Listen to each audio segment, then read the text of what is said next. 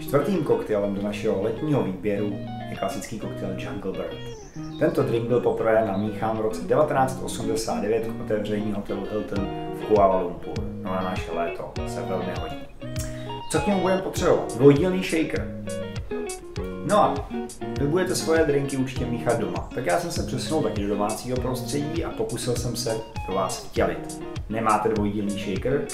Použijte jednoduchou zavařovačku, kterou určitě máte. Servírujte s ledem veškeré suroviny dovnitř, uzavřete a pořádně proklepejte. Také je to taková možnost. No ale pojďme k těm surovinám. A základem je jamajský rum, nebo za mě je vhodné použít tento jamajský rum Appleton Signature Blend. Konkrétně 4,5% udělá krásné tělo koktejlu. Další alkoholickou složkou je italský tradiční bitter, je to Campari. Ten taky určitě najdete, nebo si ho kupte na alkohol.cz. Dalšími surovinami určitě máte doma je ananasová šťáva, kvalitní ananasová šťáva nebo ananasový džus.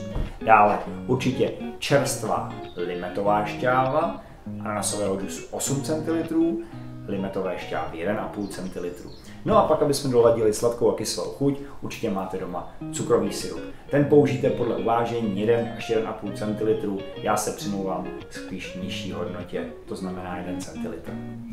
No, nadávkované suroviny pěkně procedte, sceďte do sklenice typu Old Fashioned nebo Double Old Fashioned a servírujte na ledovou tříž, protože venku je určitě velký horko.